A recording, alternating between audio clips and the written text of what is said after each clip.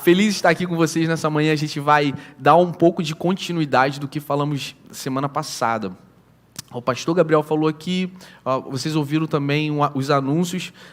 Só queria fazer um destaque que hoje às 5h30 da tarde, a gente vai ter um tempo de oração. É um tempo que a gente marca aqui como igreja sempre o primeiro domingo do mês.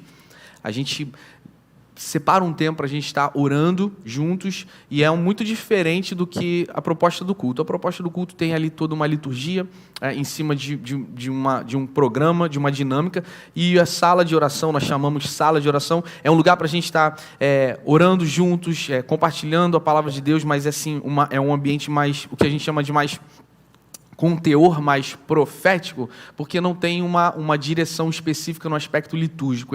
Realmente, basicamente, para a gente orar, nos derramar diante de Deus, estar fazendo isso. Então, você está convidado. E também, se você quer conhecer mais da Res, né, já falamos no anúncio, no Connect Card, deixa a gente saber. Por quê? Porque semana que vem a gente vai iniciar uma nova turma, que a gente chama da trilha, e é sempre no segundo domingo do mês.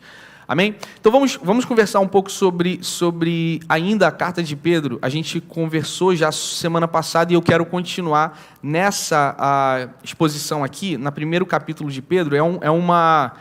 Eu pedi a atenção de vocês semana passada e falei, né, quem não estava aqui semana passada, eu falei da história da minha cadela, da cachorrinha lá que a gente tem, da Sugar, e aí o pessoal começou a me chamar pai de pet nessa semana. Então, quem não estava semana passada, só para familiarizar vocês, eu contei que a cachorrinha ficou doente e, basicamente, eu tive que levar ela no veterinário e não tinha outro veterinário, foi bem caro, cheguei a cogitar de abandoná-la, estou brincando. Nós tivemos 3 pessoas que saíram da igreja depois do domingo passado, porque acharam que eu fui insensível aos pets. Eu não sou insensível aos pets, eu estou tentando. Eu ainda não estou lá. E o que aconteceu? Semana passada, quando eu cheguei na veterinária, tinham 3 mulheres, a veterinária, a recepcionista, e elas viram é uma Shih Tzu, e elas começaram a fazer gemidos. Aquela coisa assim.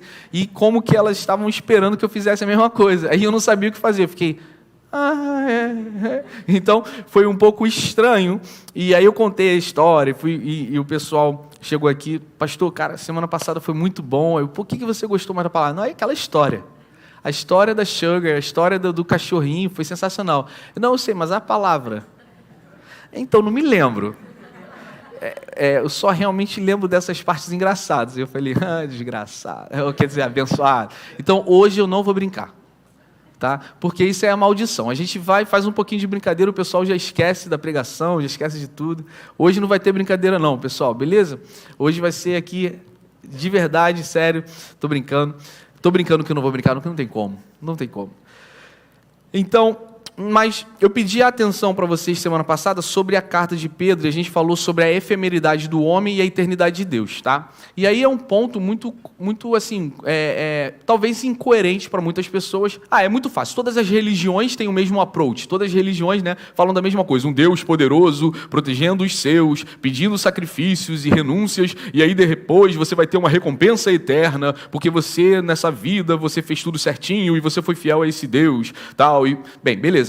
Realmente, todas as religiões partem dessa premissa básica de que existe uma verdade, existe um Deus, que é uma pessoa, um profeta que mostrou esse caminho e sobrenatural, algo divino, algo diferente, e que se a gente for fiel a essa religião, nós vamos receber recompensas extraordinárias que esse mundo aqui não pode nos dar, e uma delas é a eternidade. Então, tudo bem, partindo desse princípio, nós entendemos que há similaridades em várias religiões, pontos que são muito similares. Sim ou não?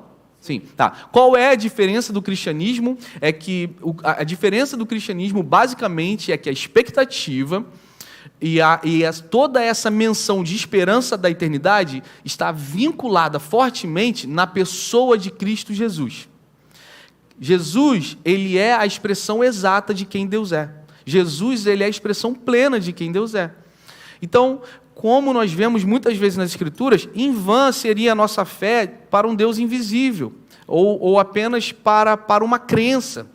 Porque é verdade, gente, precisamos assumir, a religião, ela tem esse tom realmente de um afago para a gente lidar com a jornada, né? Olha, o que você está passando aqui, não se preocupe, porque na outra vida, ou então num tempo diferente, depois da sua morte, você vai... Beleza. Realmente, ela tem um tom de conforto, de remédio para as nossas dificuldades. E o cristianismo, embora tenha essa aplicabilidade, ele fala de algo superior a isso. Fala de um amor que transcendeu em Jesus e foi expresso plenamente em Jesus.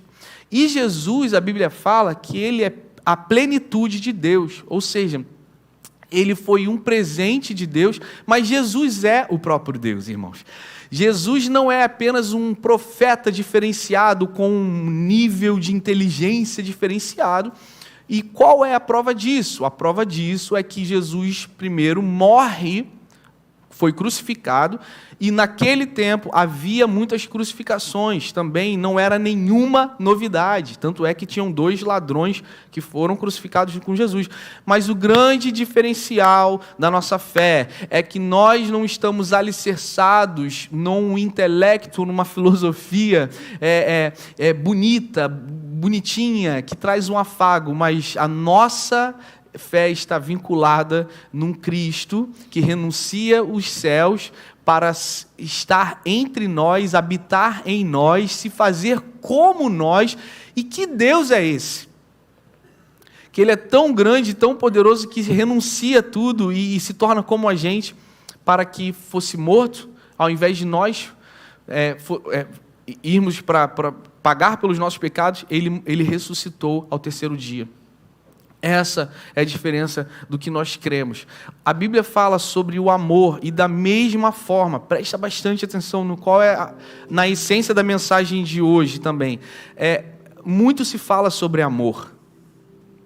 Muito se fala sobre o que é amor e como o amor se caracteriza, mas a gente precisa entender qual é o amor que a Bíblia, a palavra de Deus, nos orienta, qual é a dinâmica desse amor, e ela tem uma praticidade. Então eu queria, de novo, continuar aqui na carta de Pedro. Vamos ler juntos esse capítulo? É um capítulo longo, e eu volto a convidar vocês. Pedro, antes de eu ler, Pedro, ele escreve essa carta, ele chama de peregrinos, forasteiros. Eles são cristãos que estavam sofrendo a perseguição na época de Nero. Então Roma governava e o povo que seguia Cristo estava sendo perseguido. Pastor, por que eles estavam sendo perseguidos? Basicamente, porque eles pregavam esse Cristo. E ali naquela demografia, naquele contexto, era uma ameaça ao Império de Roma, era uma ameaça a uma estrutura que mostrava um rei que era superior a Nero. E isso, para quem está no poder, é um tom de ameaça, porque o Evangelho tem esse tom de ruptura. O Evangelho, ele carrega um tom de ruptura, de quebra do sistema, de revolução, que é o quê? É chamar uma nova forma de pensar, uma nova forma de agir, há uma evolução da sociedade, e para que haja evolução precisa ser quebrado alguns dogmas, alguns pensamentos, algumas linhas de pensamentos que estão muito bem fundamentadas. E Jesus, ele convida a gente a isso, a ruptura, a quebrar algumas coisas que a gente está muito estruturado. E Jesus que a gente está querendo aqui, esse Jesus que a gente está adorando aqui, é esse Jesus que a gente vai ceiar e fazer isso em memória dele. Ele, com a sua vinda e com a sua ressurreição, até os dias de hoje, nos convida a pensar o que a gente precisa quebrar dentro de nós, algumas estruturas que estão tão consolidadas. Então, eu queria convidar vocês a ler comigo aqui. Pedro está encorajando esses homens e mulheres que estão fugindo, estão sendo dispersos aí na Ásia Menor, e por causa de uma perseguição, mas não renunciavam ao Evangelho. E são uma inspiração para nós hoje. Então pensa aqui num cara que é o líder da igreja, encorajando pessoas que estão sendo perseguidas, e ele está falando o seguinte: olha, não se preocupa, o Senhor é com vocês, eu quero encorajar vocês, porque essa vida é passageira, é como a flor da erva, é como uma planta, e essa aplicabilidade, ela se resulta para nós nos dias de hoje, irmãos, amém? Entende isso? O que Pedro estava aplicando para esses irmãos, se aplica para nós, mesmo que a gente não esteja sofrendo tal perseguição. Então vamos à palavra, capítulo 1, diz o seguinte: bendito seja o Deus e Pai do nosso Senhor Jesus Cristo, que segundo a sua grande misericórdia, nos gerou de novo para uma uma viva esperança, pela ressurreição de Jesus Cristo, dentre os mortos.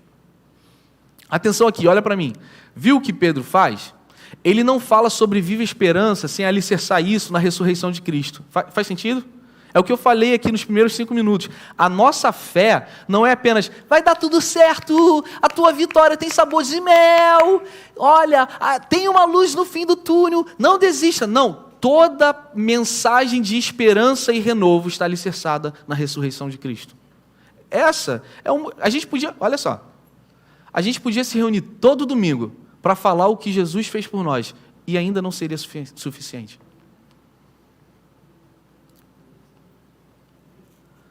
E Pedro continua. Então, pela ressurreição de Cristo, dentre os mortos, nos tornou para uma herança incorruptível, incontaminável e que não se pode murchar, guardada nos céus para vós, que mediante a fé estáis guardados na virtude de Deus para a salvação, já prestes para se revelar no último tempo, em que vós grandemente vos alegrais, ainda que agora importa, sendo necessário que estejais por um pouco contristados com várias tentações, para que a prova da vossa fé, muito mais preciosa do que o ouro que perece e é provado pelo fogo, se ache em louvor e honra e glória na revelação de Jesus Cristo,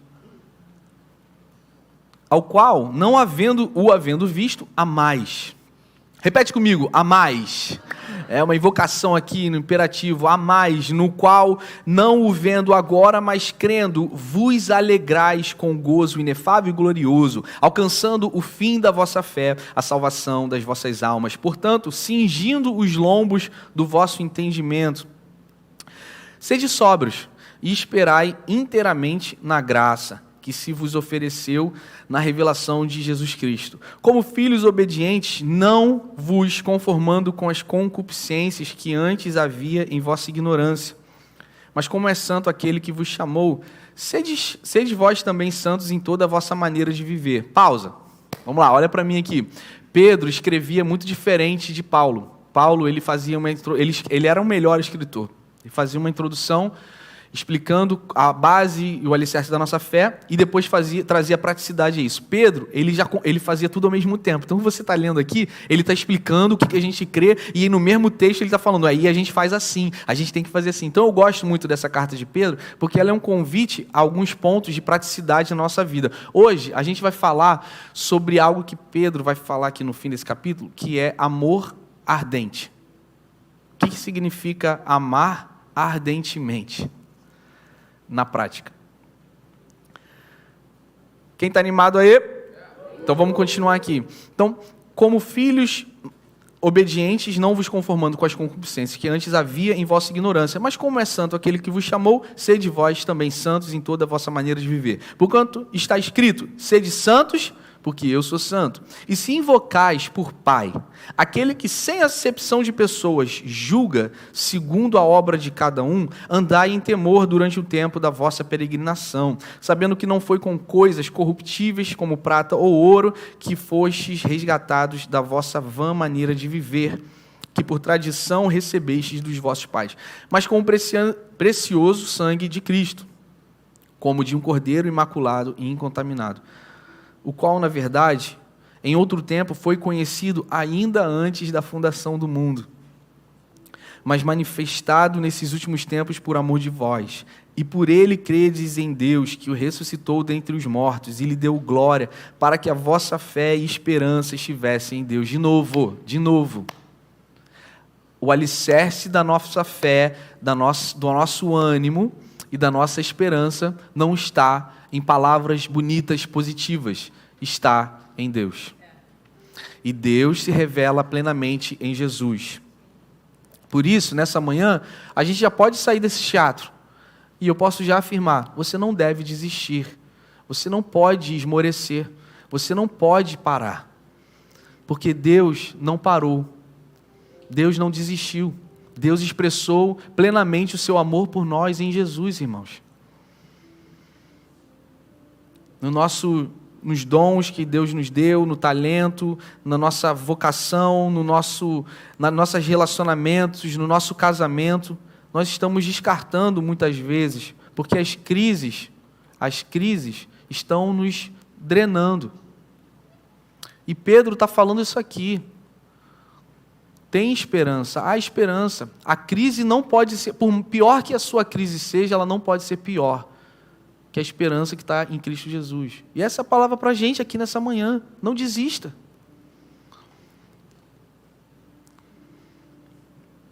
Não acredite mais na circunstância do que no poder de Deus. Não desista. Mas eu quero ver a porta se abrindo, ou eu quero ver portas se fechando, eu quero ver um grande milagre. Sim, continua crendo. Mas você está entendendo o que Pedro está falando e insistindo? O maior milagre já foi expresso em Cristo Jesus. E isso já é suficiente para nós. Tá bom? Então, foi conhecido antes na fundação do mundo, então vamos continuar. E por ele credes que o ressuscitou dentre os mortos e lhe deu a glória para que a vossa fé e esperança estivessem em Deus, purificando as vossas almas pelo Espírito, na obediência à verdade, para o amor fraternal não fingido. Olha aí, amai-vos ardentemente uns aos outros com um coração puro, sendo de novo gerados, não de semente corruptível, mas da semente incorruptível, pela palavra de Deus, viva e que permanece para sempre. Porque toda a carne é como a erva, e toda a glória do homem como a flor da erva. Secou-se a erva e caiu a sua flor. Mas a palavra do Senhor permanece para sempre. E eu acho muito interessante essa última frase aqui, que às vezes a gente não lê, né? Mas não presta atenção. E esta é a palavra que entre vocês foi evangelizada. Eu vou falar sobre algumas dinâmicas práticas do que significa viver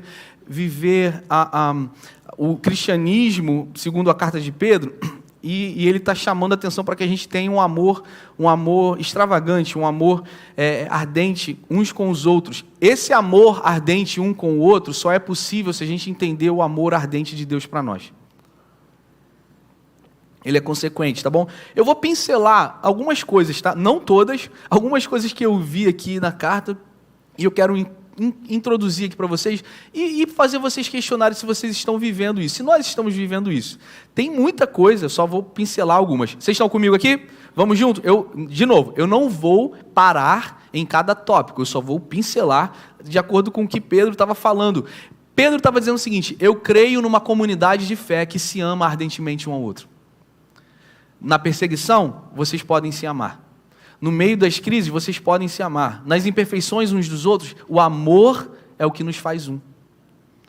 E esse amor não é um amor da nossa própria mente de produzir, da nossa própria capacidade. Mas ele estava dizendo, esse amor divino, é um amor de Deus. Esse amor, irmãos, é um amor sobrenatural, que hoje, nesse tempo, há muita relativização, e eu vou entrar um pouco sobre isso. Então, como é possível viver esse amor?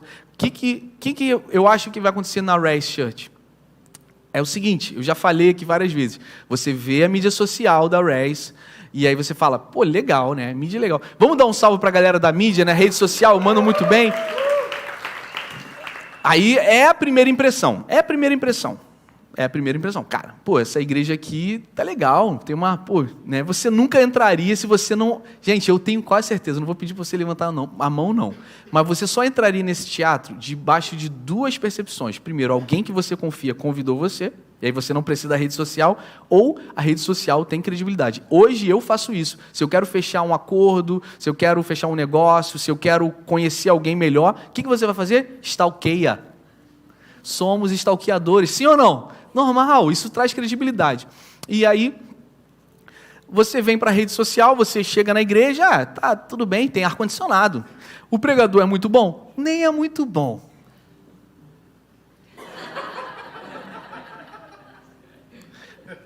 Aí você vem, tem ar-condicionado, vou tentar de novo. E o pregador é muito bom? Nem é muito bom. Não, aí você fala assim, não, tá amarrado, é sim. Vamos tentar de novo. Aí você vem para a igreja e o pregador nem é muito bom. Ah, tá, já que vocês estão dizendo, então é isso que eu queria fazer. Vocês não entenderam, tive que fazer 3 vezes, eu estou preocupado até. Semana que vem não estou eu pregando não, tá bom, gente? E aí você vem, beleza, tem uma pregação ali bem legal, tem uma música bacana e tal.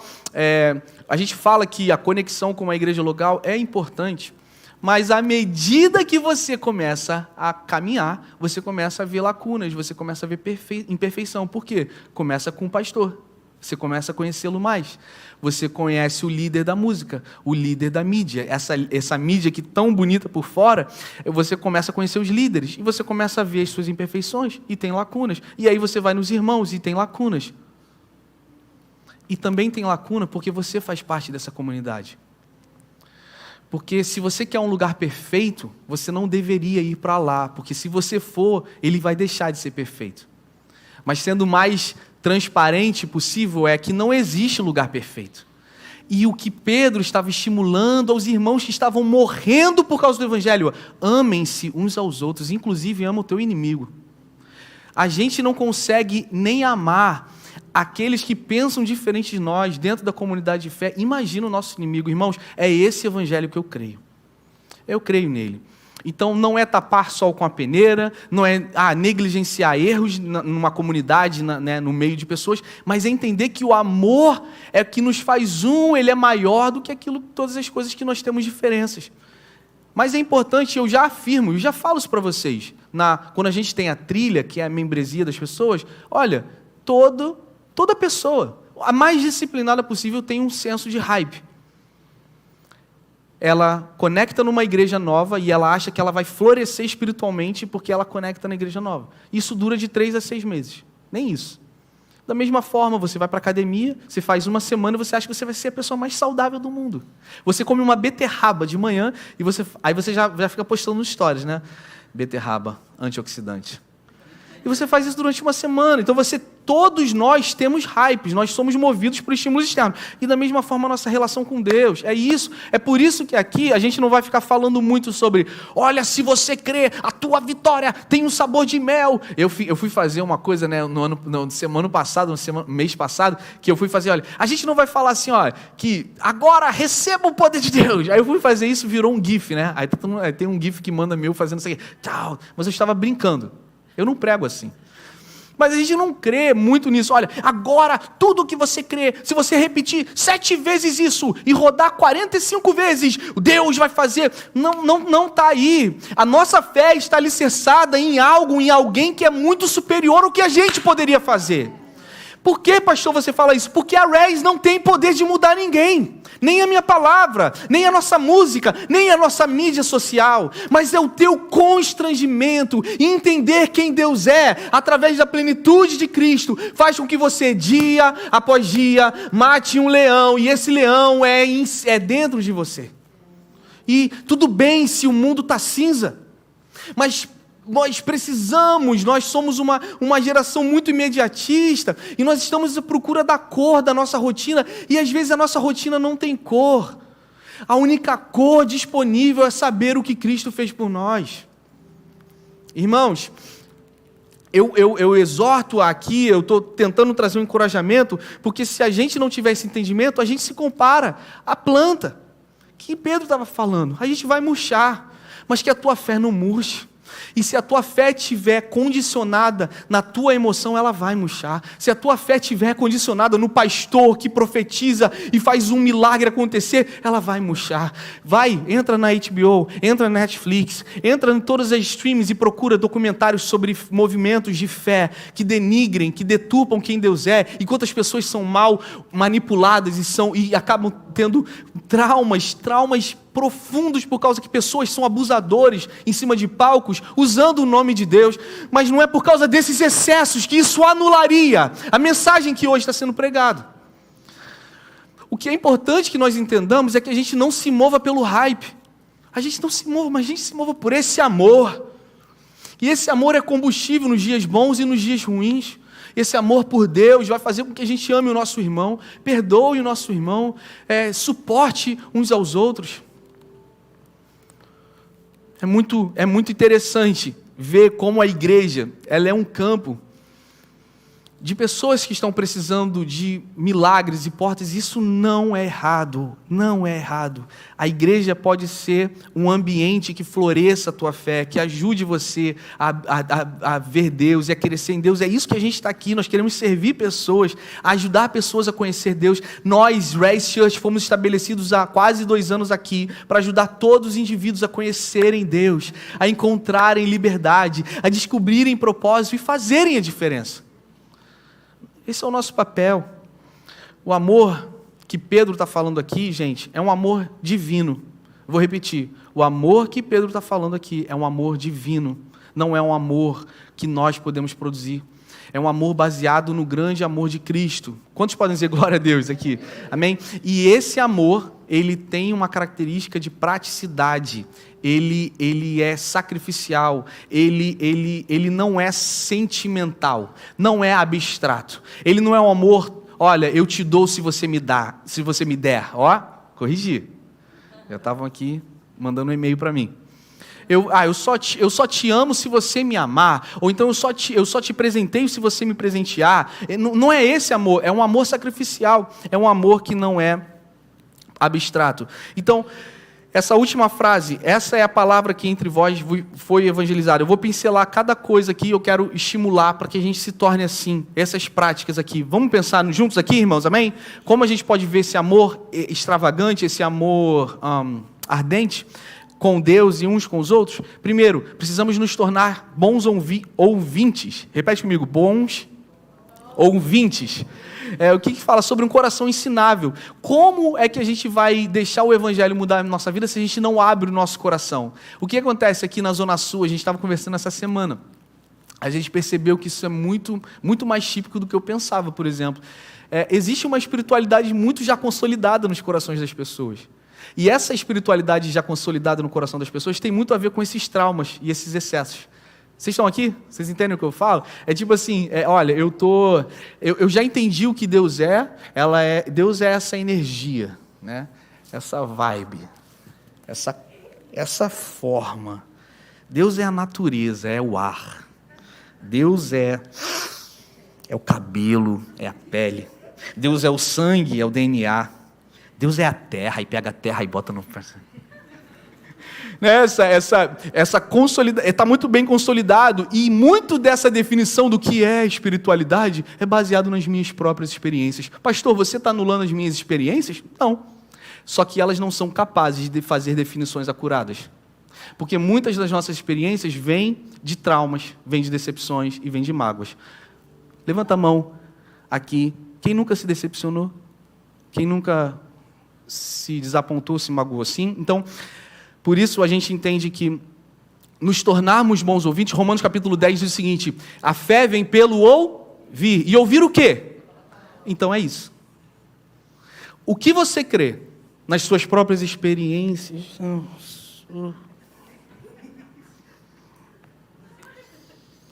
Ou você crê na palavra? E se é a palavra, é o que a gente está consolidado. Então, a gente tem que ter cuidado de não estar muito subjetivo às nossas próprias experiências, nossos próprios traumas. Porque isso é perigoso. Nos tornar bons ouvintes significa sermos bons, sermos ensináveis. Por exemplo, tem gente aqui que é nova. Talvez você já entrou aqui falando o seguinte: cara, não importa o que esse cara vai falar, eu não vou ouvir.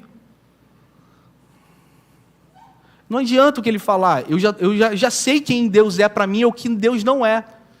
E tudo bem, olha, tu acha que eu, que tenho 2 filhas, um casamento para cuidar, uma família para cuidar, estou muito preocupado se você vai me ouvir ou não? Não é, porque eu não entendo que somos nós vamos persuadir ninguém.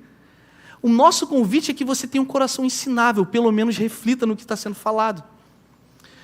Bons ouvintes, amém? Segundo, ter uma vida de adoração. Repete aí, vida de adoração.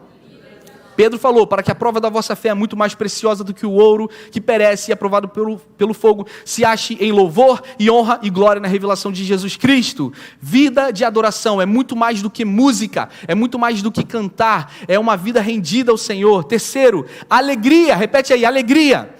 Nós temos um pilar cultural que a gente fala que a gente escolhe alegria, porque alegria não é circunstancial, mas é consequência daquilo que Deus fez por nós. Nós somos alegres. Ah, mas você não sabe o que eu passei ontem. Meu irmão, a tua alegria não está alicerçada a isso. Entende? Claro que nós temos difíceis momentos, difíceis estações, mas não deixa o diabo roubar a tua alegria. Você é alegre. Ah, eu estou em depressão. Você é alegre. Você é alegre. Vos alegrais com gozo inefável e glorioso. Quarta atitude que precisamos ter: arrependimento. A Bíblia fala ali na carta que a gente leu: se invocares por Pai, aquele que ousadamente, estava falando, se você... Gente, olha aqui.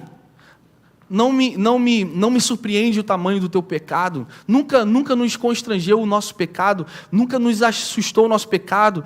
O problema é quando a gente não se arrepende. O pecado não tem problema, embora tenha problema. Mas é com disposto nós estamos nos arrepender. Pastor, o que é se arrepender? Se humilha. Invoca a Deus. Amém?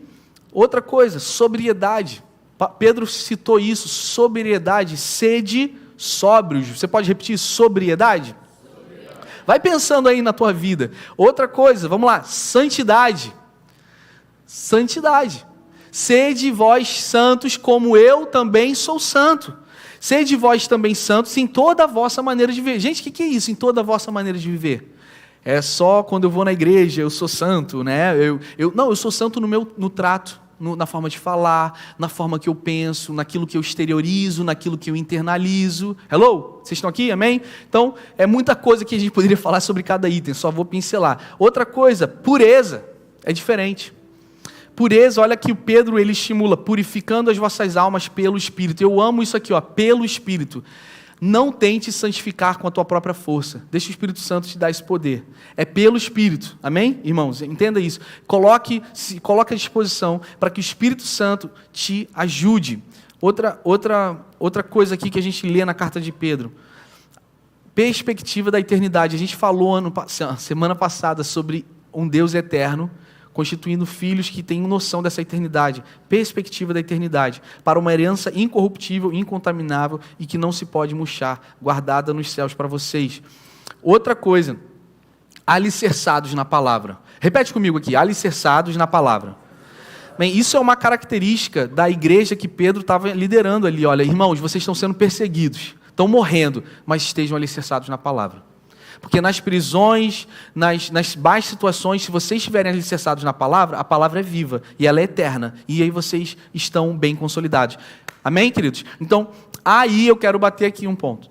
Quando eu falei sobre a espiritualidade e tal, ela é muito baseada nas minhas percepções sobre o mundo. Isso é perigoso, porque isso é relativizar o que a Bíblia ela traz um crivo, ela traz uma orientação, uma dinâmica que nós estamos ali alicerçados. Então, todas essas coisas que eu falei, alegria, santidade, pureza, sobriedade, perspectiva da eternidade e estar alicerçado na palavra, é possível por causa do amor de Deus.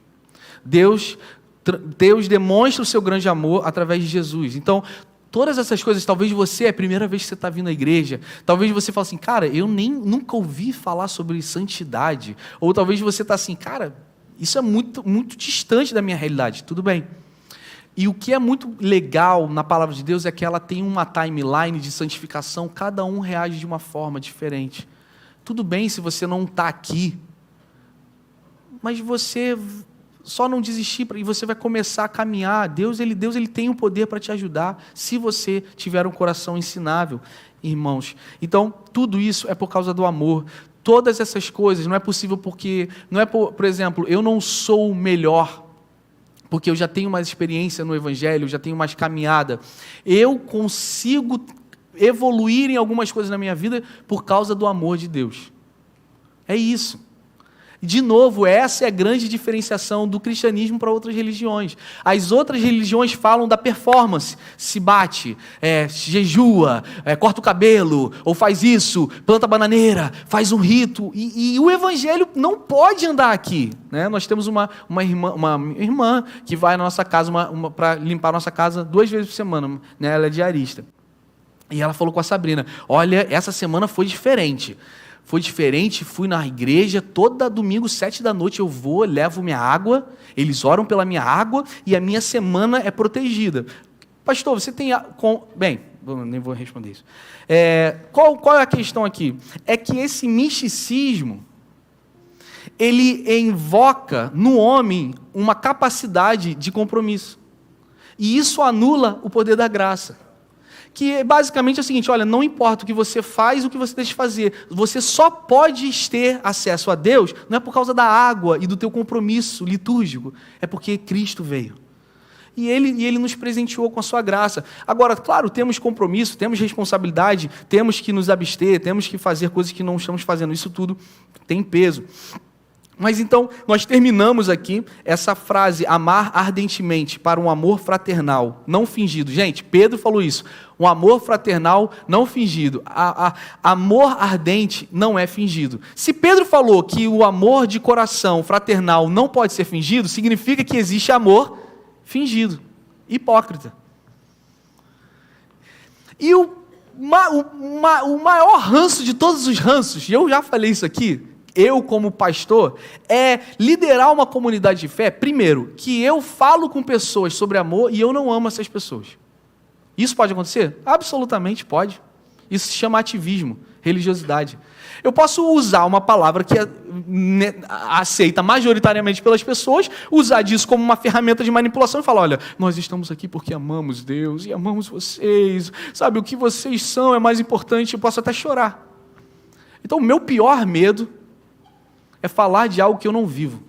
E Deus me livre de viver uma história e viver uma dinâmica, estar falando de uma igreja que eu mesmo não ame pessoas. E eu corro esse risco.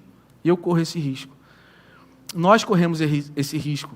Por isso nós precisamos estar íntimos com o Senhor. Eu posso fingir, mas eu não quero fingir. E que vocês também não finjam. E como não fingimos? É entender claramente o que Jesus fez por nós e como Ele está em nós, como Ele nos ama. Todo o amor que é ancorado em nosso próprio senso moral está ancorado na finitude de uma semente corruptível. Pedro estava falando isso. Lê isso aqui.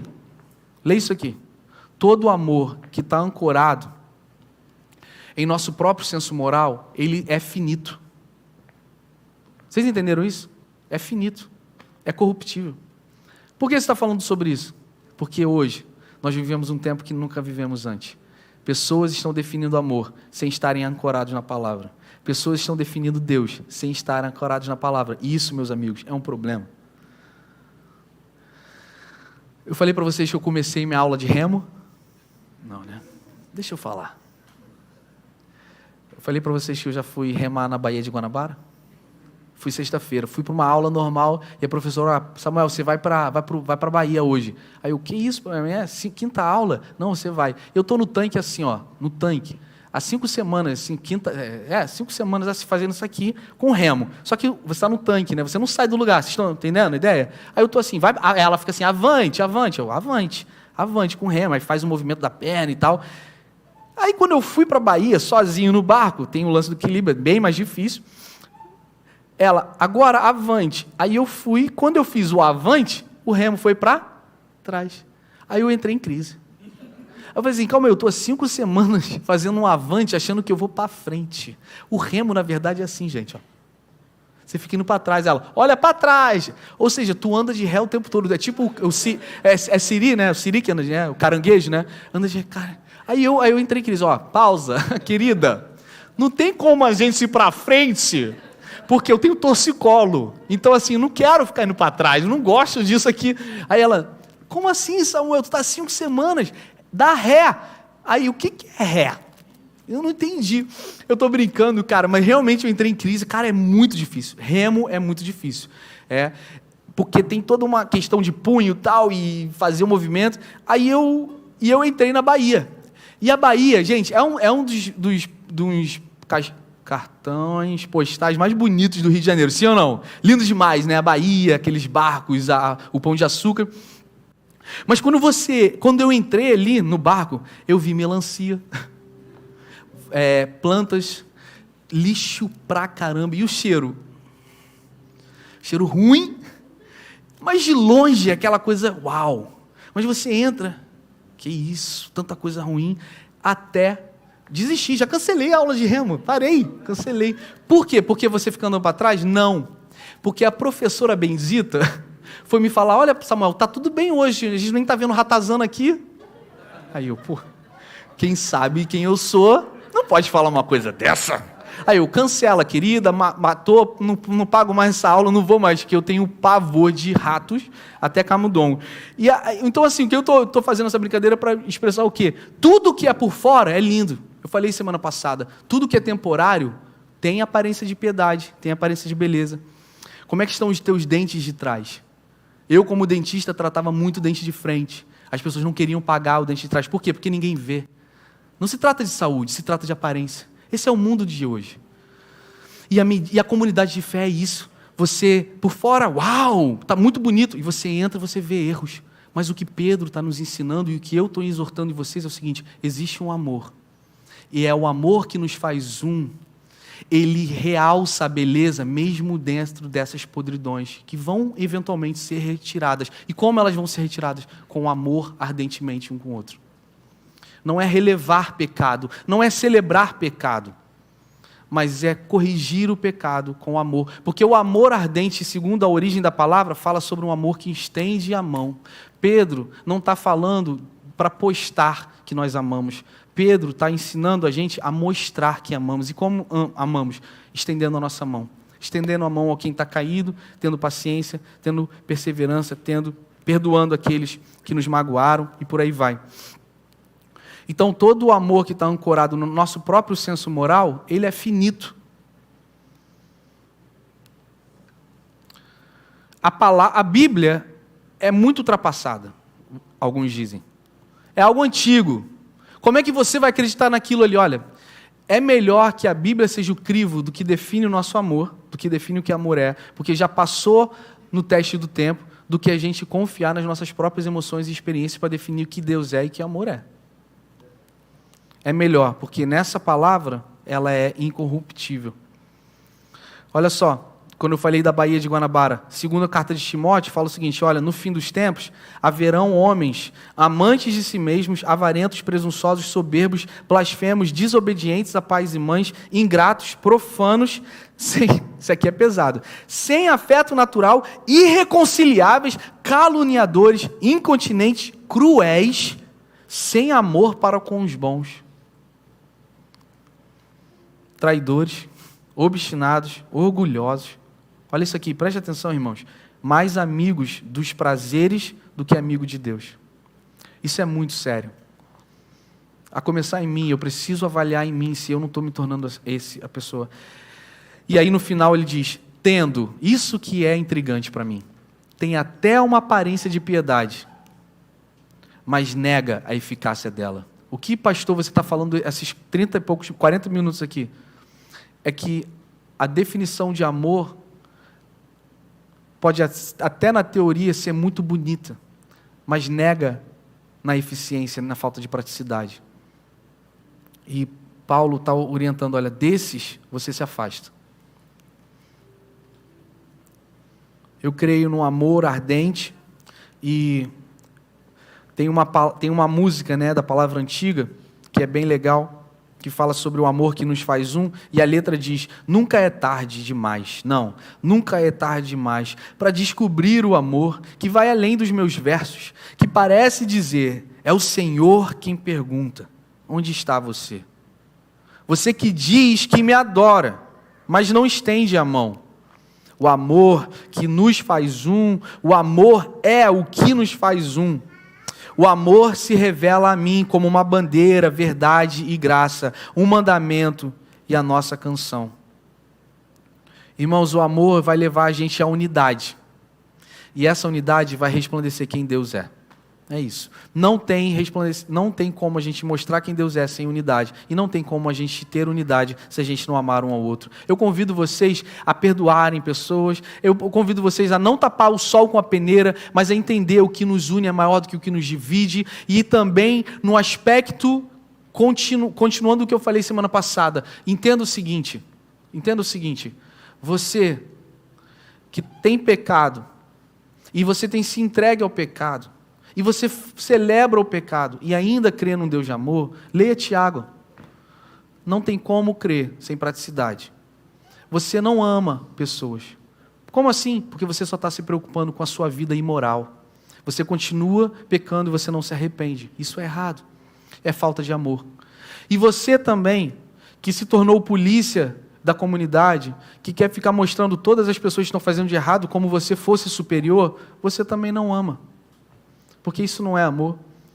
Porque quando Pedro tentou proteger Jesus, Jesus falou assim, se eu quisesse, eu trazia uma legião de anjos aqui para me proteger, eu não preciso da tua espada.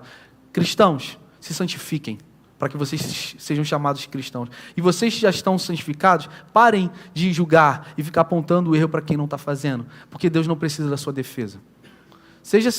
Santifique-se mais, clame por Jesus e ame pessoas, mesmo que elas não estejam no nível moral que você está. Isso é um pilar cultural aqui da nossa igreja. Nós não entendemos que a gente é a polícia de ninguém, para ficar falando o que as pessoas têm que fazer ou não. Se elas ocuparem aqui um lugar de responsabilidade de serviço, sim, a gente precisa fazer isso.